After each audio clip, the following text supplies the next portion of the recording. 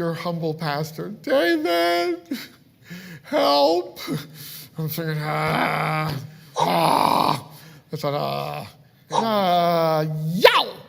Everybody gets tempted with that sin of adultery. Anyway, I looked at my wife, and she looked at me mean, and we said a few mean words to one another, and I'm raising my voice at her. Personally, I like to see God's hand. God, I need money for books, God, give me. But we struggle with wicked sin. It is such a wicked sin, it will destroy you.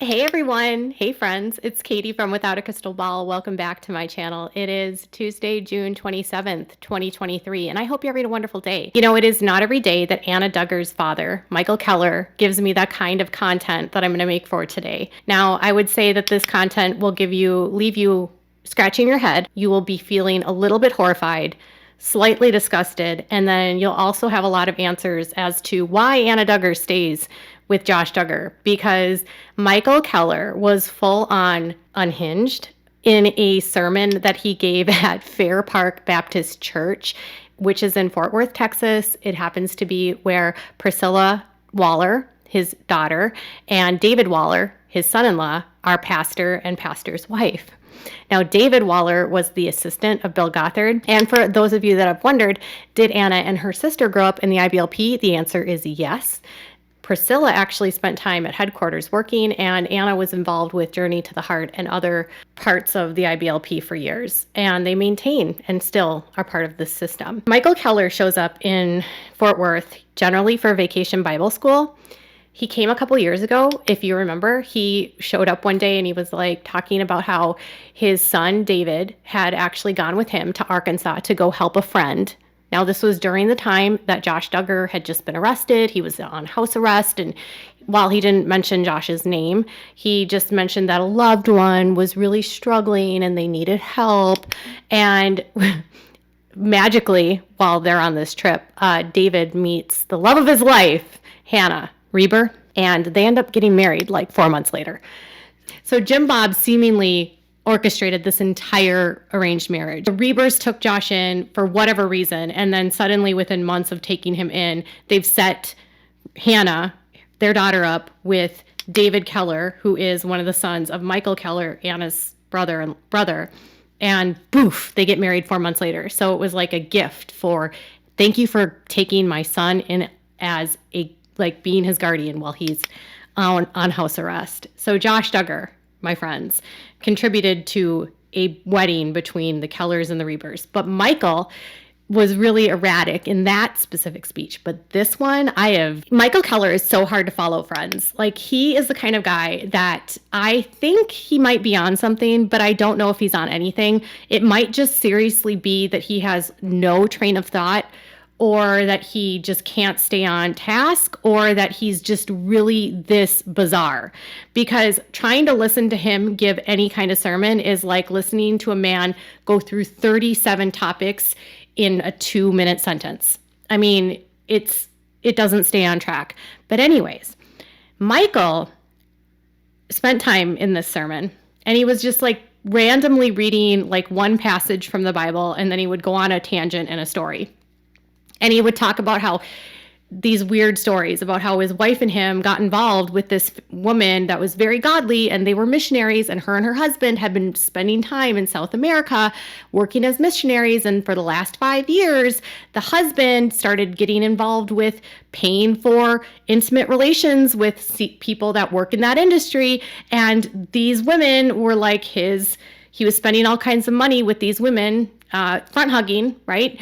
And the wife found out about it and found out that he had been doing this for 5 years. Okay. And so Michael and his wife are decided that they were going to get involved in this for some reason. And Michael made the decision that he was going to give this woman the advice that she should somehow make the decision to take him back, because we all sin. In South America, but for the last 5 years, the husband's been buying prostitutes. Yow! Anyway, and they want me to help this family. I don't jump in quick. We prayed, my wife and I, we prayed and prayed and prayed, Lord, give us wisdom how to help this family. And, so my wife and I called the wife, and at that time they weren't even living together. And we talked to her for about a half an hour. And godly lady, godly kids. But boy, did her husband, 5 years in the wickedness. Then we gave him some money to get the Conquer series, you know what I mean? And he also, they rented the Conquer series, and there's a new series with them. It's 20 hours, 20, like videos. So he finished that one already. I told his wife, when he's done with the Conquer series, I'll talk to him, But then my wife took her out the second time. And, about a month later, and took her to a nice restaurant on the river, seafood. And I told my wife what to say. I said, honey, this is what and she waited after they were eating. And she said, Sarah, concerning you and your husband, my wife says it's so sweet. She said, full forgiveness, true forgiveness, also involves releasing the person from probation. And she said, wow, that's hard. So they're doing better now. They're doing a lot better. They're living together now. They're back, Told her that she needed to forgive him and let him out of probation. He spent 5 years paying for contact and relations with a woman in South America or Central America, and they told the woman to just forgive him. Can you imagine? And that he had become cured because he read the Bible. So you understand, based on Michael's response to the woman whose husband spent 5 years cheating on her by purchasing physical contact with a woman in the industry for 5 years. Not just once, not just twice, for 5 years. His counsel to her was to forgive the husband because we all sin. Now imagine the kind of advice that Anna's getting from her dad right now. Well, you guys, Josh just sinned, so you just need to forgive him. And you just need to let him out of probation because that's what you should do as a Christian. Everyone makes mistakes, Anna. It's your duty, your wifely duty to forgive him. You need to make sure that you stick it out and stay with him. That's the advice she's obviously getting from her parents. So if you're wondering where her parents are, that's where they are. Okay, there was another part of this that was so disgusting and so gross, and I couldn't even believe this was being said in a sermon in 2023. But Michael went on this really weird diatribe about Ron DeSantis and what a great governor he is, and a godly governor, and how much he loves his governor. By the way, he was on a pulpit at a nonprofit promoting a campaign. If you didn't know this, Ron DeSantis is running for president. I was like, you can't do that, Michael, but that's neither here nor there.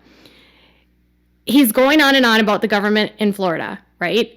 And for some reason, he decides to bring up the January 6th stuff that happened. And he decides that this was a trap, and he's going to tell people why it's not a good idea to protest. The same man that goes to March for Life protests, by the way, and marches. But he was saying that don't go involved and get yourself involved in protests, just don't do that. And then he brings up this bizarre story about slavery. I was stunned. My brain was fried. I couldn't believe it. Check it out. 150 years ago, or 200 years ago, when the blacks were slaves, did they ever go to Washington, D.C. and have a rally 200 years ago to protest against slavery? Michael Keller literally just openly tried to compare a protest or whatever in January 6, 2021 to African Americans in slavery, and he uses a derogatory word to describe them, and then says, do you think they would go to Washington to protest? Well, Michael, probably not, because they were slaves and they couldn't leave their plantation, as you said, and they weren't going to go protest because they couldn't leave. They were somebody else's property, Michael. It's not even comparable. But just wait, you guys, it gets worse. Did they? No. What did they do? Well, a lot of good people in the plantations would say, hey, it's wintertime. Let us help build a church for you, dear folks. And they loved them and taught them how to read so they can read the Bible. And here's what the blacks did about 150 years ago. They humbled themselves. They prayed. They sought God's face and they turned from their wicked ways. And God made slavery illegal through several white presidents, right? It worked, didn't it? They didn't protest. Maybe there's a place for protest. I don't know. But there's sometimes that was a wise. Now, if you can get past the obscene racism in what he's saying, you also have to unpack the absolute ignorance of his statements. He's trying to correlate two incidents that have absolutely nothing to do with each other and don't relate in any way. He's talking about people going to the Capitol on January 6, 2020, active citizens of the United States. And he's comparing them to individuals that were savagely stolen from their country in Africa, taken via ship in chains to the United States to provide free labor on plantations in the South. And he's equating that to the same thing. And it's not. And then he doesn't even understand how slavery ended. He claims that it's because of the Bible that suddenly the slavery became free, because nice people at the plantation taught these lonely, and he refers to them as wicked. So he calls these slaves wicked, that they have to humble themselves, and that people at the plantation taught these wicked slaves how to read the Bible, and then the Bible and God is really what made slavery actually illegal, which doesn't even make sense. First of all, they weren't citizens of the United States. They were property of their masters, okay? They had no legal rights. They couldn't vote. They were not even considered like a citizen of the United States. They were somebody's property. We fought a war over slaves. They passed an amendment, the 13th Amendment, in 1865. The 13th Amendment was adopted by the U.S. Constitution. And the amendment abolished slavery, and it immediately freed more than 100,000 enslaved people from Kentucky to Delaware. This language used in the 13th Amendment was taken from the 1787 Northwest Ordinance. And this is actually from education at nationalgeographic.org. And that didn't even stop it then, because then a civil war broke out, because people in the South didn't want to give up, the masters in the South didn't want to give up their slaves, and they fight a war. And during that time, Abraham Lincoln passes the Emancipation Proclamation, which declared that all African Americans that were being held captive in the states that rebelled against the U.S. So at this time, the states in the Confederacy declared their independence, and they did not believe they were part of the United States, so they weren't going to abide by any of these rules. So unfortunately, the Emancipation Proclamation didn't help free any of these people. It wasn't until the North, the Union, won the Civil War. And it wasn't until then that they finally passed 14th and 15th Amendments. And those were ones that gave them citizenship, gave African Americans and the slaves that had been free citizenship, equal protection, and voting rights. And that was for all male Americans, regardless of race. Now, women didn't get the right to vote until 1900s, but in the 14th and 15th Amendments were signed, and that's when they were given citizenship, the African American slaves. It wasn't because of the Bible, Michael. It wasn't because they learned how to read the Bible. It was because they had to fight a war with the South. And the fact that he doesn't even understand the history of this is astounding. And then the other aspect of it is the fact that he's calling these people that are being held captive and chained and being forced to work on these plantations in vicious and unimaginable circumstances. And he's calling them wicked. And he's saying that they had to humble themselves in order to become free. It's absolutely sick to assume that people held in captivity as slaves, as property that were being abused and harmed, were being called wicked. It's just so clearly racist. And on top of that, he spends a lot of time in this sermon talking about how he hates going to cities that are wicked, like Gainesville, which coincidentally has a large population of African Americans, 21%. He also doesn't like to go to South Florida. Well, in South Florida, obviously you have a huge Cuban population, you have a huge Dominican Republic population, you have a lot of racial diversity. And he also calls that area wicked too.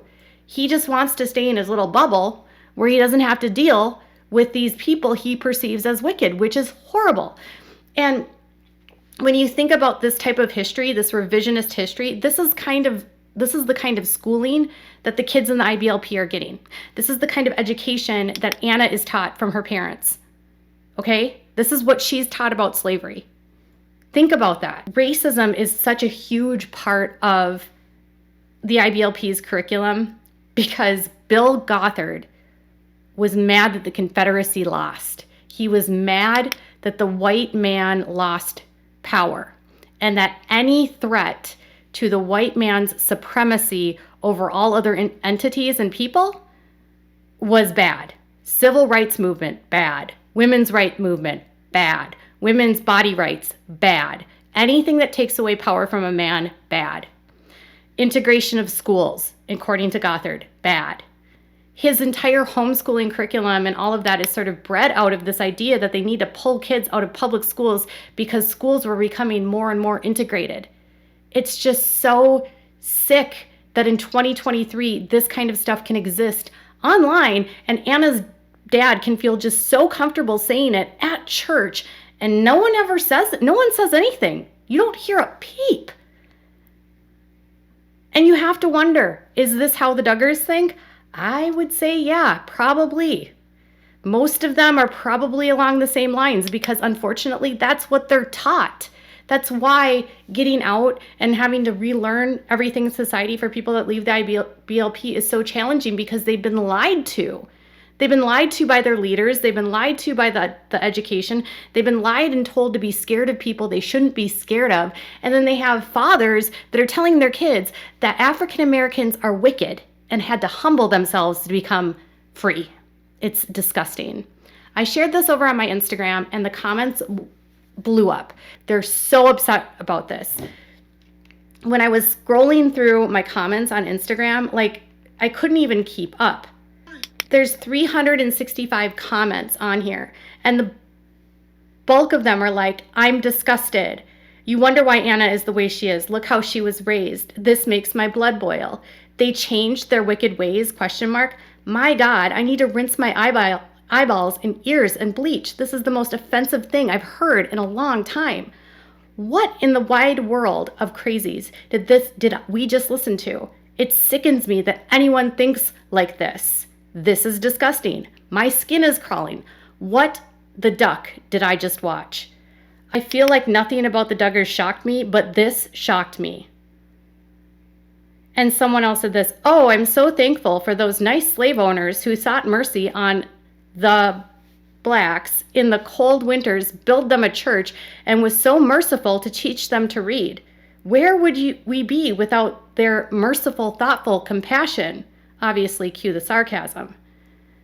I've yet to see a person of color in the IBLP that tells me all I need to know. And then one of my followers, Kelly, who is African American, said this: stop calling us the blacks. The enslaved were free to go. The enslaved were free to go anywhere and weren't considered fully human nor had any legal rights. He's lying in the pulpit. The enslaved didn't humble themselves for freedom from God. Lincoln begrudgingly signed the Emancipation Proclamation to punish the Confederacy for seceding, not to free African Americans. This is why you have to learn real history. Lying in the pulpit about history when it's literally proven fact is weird. Handmaid's Tale is about atrocities of slavery, but used actors from the dominant culture so the audience would have empathy. And then people were apologizing to Kelly. Really sad that he felt so emboldened to do this on a public platform. And I'm horrified, I'm disgusted, I'm shocked, but I'm mostly just like, this is the state of what the Duggar family exists in. This is the pool of people they surround themselves with. It's just so gross. And they want to be in our politics. And Anna is getting advice from her dad that she should just forgive Josh, even if he sleeps with prostitutes for 5 years, because it's just a mistake. It's disgusting. So tell me what your thoughts are in the comments below. Bye, guys.